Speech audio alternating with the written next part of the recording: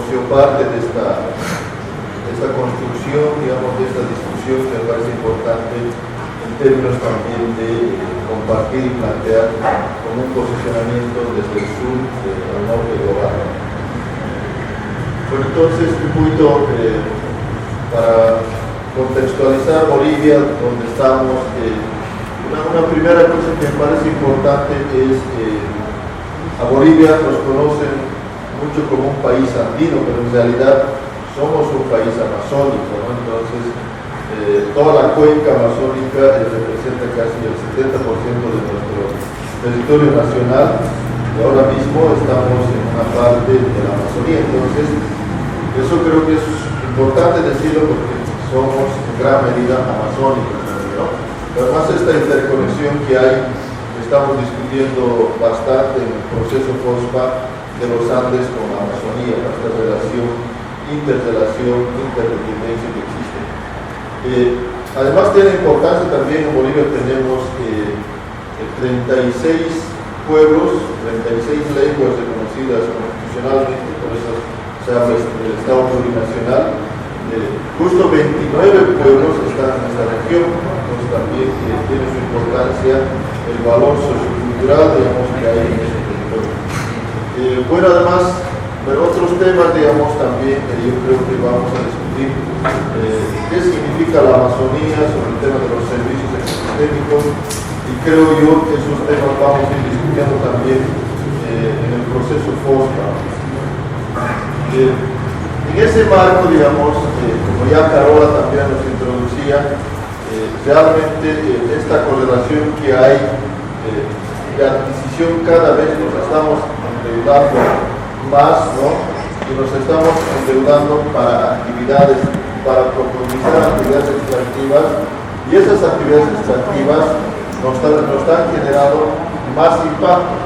Entonces, para atender esos impactos requerimos más recursos, entonces más deuda, más extractivismo, más impactos, y eso como que cada vez es como una bola que va creciendo y no sé cuándo va a parar. Pero entonces nos ha llevado, fíjense, digamos, ahí a una situación de una crisis económica muy fuerte que estamos viviendo. Justamente en el gráfico de allá ustedes van a ver nosotros desde el 2005 ha habido un crecimiento importante, digamos, con la renta por hidrocarburos, ¿no? Así, hasta el 2013, 14, y de ahí cae estrepitosamente y estamos en una situación muy crítica actualmente. No se pueden encontrar dólares, no hay mucha gasolina, seguramente también han tenido problemas de movilización, y tiene que ver con todo este problema, digamos, de que nuestro mayor ingreso, digamos, está siendo por la venta de materia prima, como de la gran parte, digamos, de los países sudamericanos, ¿no? Siguiente, por favor. Después, además, tal vez bueno, es un poquito en el contexto político, también creo que es importante mencionar, porque, como saben, Bolivia ha sido el referente, digamos, sobre todo en la discusión de la plurinacionalidad, del vivir bien, de suma causa. Estos procesos creo que son importantes, digamos, que muchos pueblos en el mundo lo tienen, y en Bolivia hemos tenido esa discusión y está constitucionalizada, ¿no? Ahora la pregunta es, digamos, ¿cuánto hemos avanzado realmente?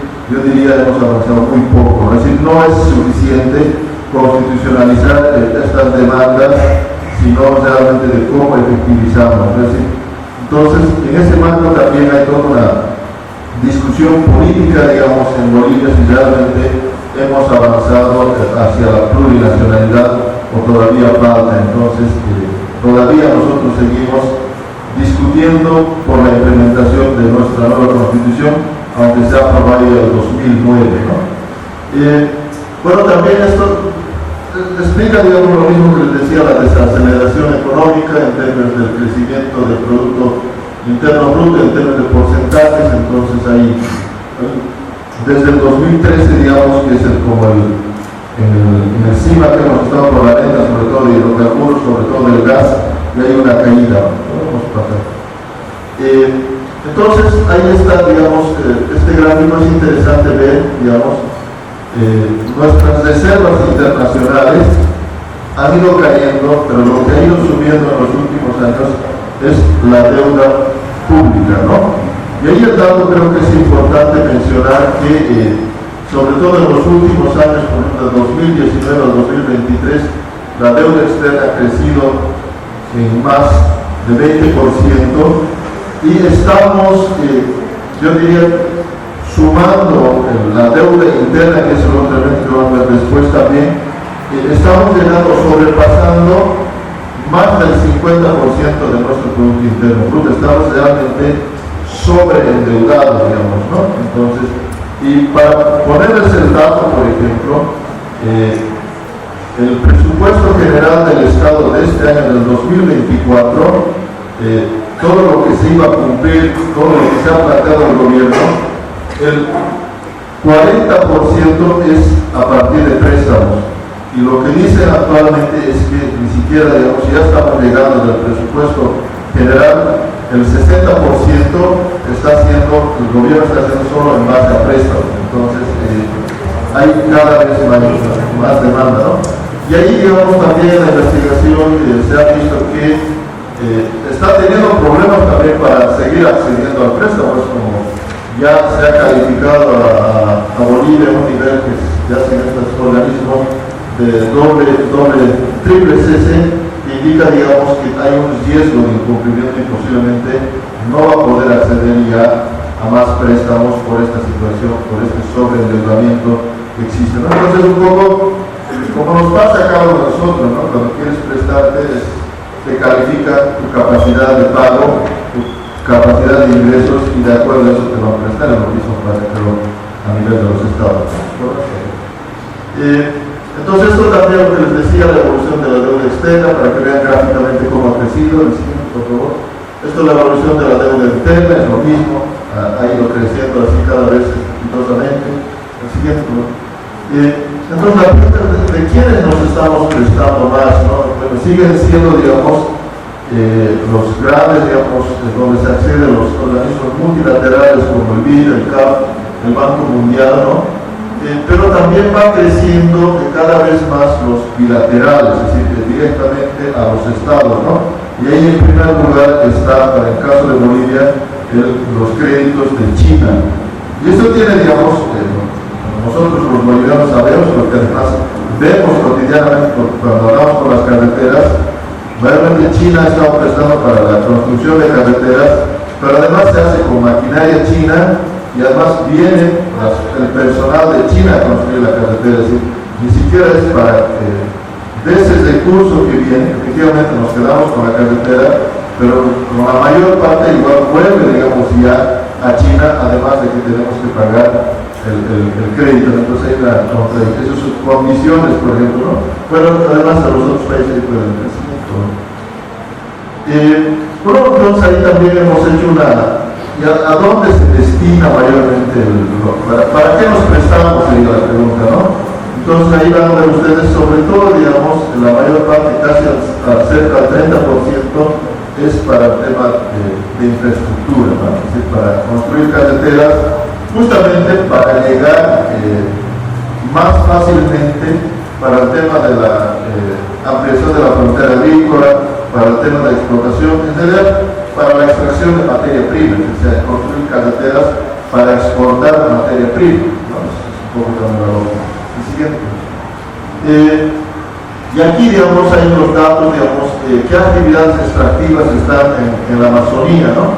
Entonces hay tema de hidrocarburos, hay tema de hidroeléctricas. Justamente estamos en una región que ha sido una región de resistencia muy fuerte, porque aquí cerquita, si van a tener la oportunidad, creo que está como a 40 minutos en bote, pueden ir al estrecho de Bala, donde se quería construir una represa, una mega represa para el tema hidroeléctrico, ¿no? Entonces, todavía está eso en el proyecto, aunque se ha paralizado, pero hay todavía la perspectiva de construir esa hidroeléctrica, además de otros justamente en la Amazonía. Pero el otro tema es que cada vez hay más cooperativas mineras. Vayan también al río que está aquí a 2 cuadras. En estas épocas este río sí podías entrar a bañarte agua cristalina. Hoy van a ver como si fuera en época de lluvia. Es por la actividad minera, porque Cuenca río están removiendo todo el tiempo el agua, y eso además es uno de los ríos que tiene una alta concentración de mercurio, justamente el río en el que estamos al borde, ¿no? Entonces, los estudios que han hecho, sobre todo los pueblos indígenas y ciegas, hay muchísima concentración de mercurio, es un atentado contra la vida de ese pueblo, ¿no? Entonces, cada vez va creciendo esa actividad minera, sobre todo en las zonas. ¿Y cuánto nos aporta la renta extractiva, ¿no? Realmente esto del extractivismo, ¿por qué hacemos?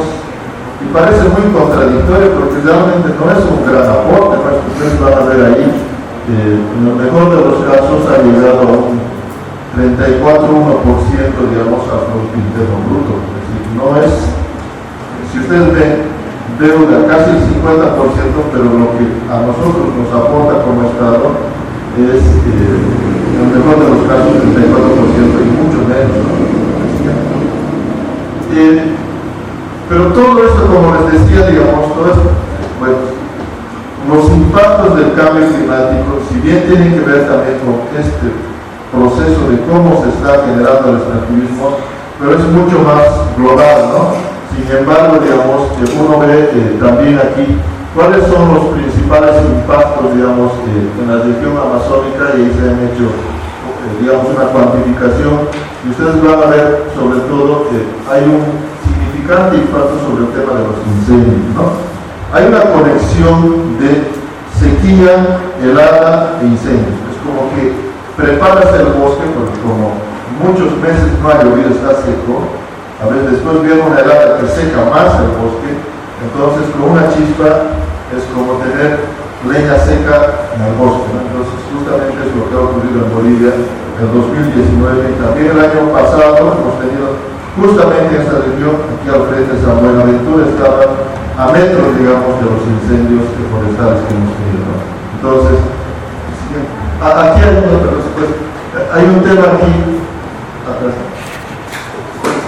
Perdón, hay un dato aquí, ¿qué significa? Porque con los incendios, con los impactos, hay daños y pérdidas que estamos teniendo y también se ha cuantificado, y ahí desde el 2000, que es un poco la referencia que hemos tenido, hasta 2022, se cuantifica que hay como 2.000 millones de dólares por daños y pérdidas para Bolivia. Entonces, si a eso sumamos nuestra deuda y nuestra pérdida interna, realmente no parece ser un gran negocio prestarse para eso, ¿no? Entonces, pero es parte, como decía Carola, de la política que nos viene promoviendo. Y esto creo que ya lo he mencionado, solo la última parte quería decir que justamente lo que genera la deuda es para el más impacto. Entonces, lo que nos está dejando es una población cada vez más vulnerable. Entonces, nos quedamos con los impactos, ¿no? Y eso nos afecta a toda la población. El siguiente, por favor. Bueno, esta es una presentación de cómo funciona este círculo, ¿no? Es decir, no es que es casual, ¿no? Es que también ahí hay mucha responsabilidad, por ejemplo, de los estados, ¿no? Que son los que generan políticas, normativas que también favorecen, digamos, a que pase esto, y eso está generando, digamos, todo el tema de la degradación ambiental, digamos, el cambio climático, pero también vulneración de derechos, ¿no? Entonces ahí uno dice, ¿quién gana y quién pierde más o menos, ¿no? Los que siguen ganando son las grandes corporaciones con las grandes agencias de financiamiento, y los que quedamos cada vez más pobres somos nosotros, porque ya no tenemos los recursos que teníamos hace años, ¿no? En Bolivia se ha acabado el gas, por eso ya no tenemos la renta petrolera, ¿no? Entonces, cada vez nuestros recursos son menos o se están acabando, y los que ganan son justamente estos grandes transnacionales. Bueno, algunas conclusiones, digamos, que están planteadas en el libro tienen que ver con si existe una correlación. Yo creo que ahí hemos visto claramente cómo funciona esta correlación entre deuda, crimen, extractivismo, ¿no? Y creo que los he mencionado. El endeudamiento también es el resultado del déficit fiscal, digamos, ¿no? Hay más gasto que ingresos, entonces para seguir gastando tenemos que acudir, digamos, a más deuda, ¿no? Y en muchos casos hasta se se endeuda para pagar la deuda, ¿no? Es como doble, digamos, lógica, ¿no? Bueno, y el otro tema de la correlación de cambio climático, es importante, digamos, creo, generar acciones. Ojalá que estos recursos también puedan ser destinados para el tema de adaptación, ¿no? Entonces, tampoco hay políticas claras, digamos, sobre este tema, porque en gran medida, digamos, la deuda viene, como les decía, para un sector. El siguiente, creo que con eso termino. Este texto hemos hecho también con uno de nuestros miembros de la plataforma, que es la Fundación Jubileo, que me olvidé mencionarlo. Ahí hemos hecho estas recomendaciones, ¿no? Que creo que es necesario avanzar a finanzas sostenibles, ¿no? La diversificación de ingresos creo que es importante, porque si seguimos en esa lógica de prestarnos cada vez más, vamos a terminar en algún momento. Hay que poner también límites a la deuda, es decir, hasta dónde nos podemos prestar y cómo sostener aquello. Sí, finalmente esto también creo que ya Carola mencionó, es importante, ¿no? Que los países, sobre todo del norte, cumplan con su compromiso de financiamiento, porque no podemos seguir en esa lógica de préstamos, ¿no? Sino tiene que haber, y ojalá también ahora con lo que se ha creado y se ha reconocido en la Convención Marco de Naciones Unidas sobre Cambio Climático, sobre el tema de fondo para daños y pérdidas, realmente haya fondo para daños y pérdidas, ¿no? Para justamente restaurar esos daños y pérdidas que tenemos en nuestros países. Bueno, muchas gracias.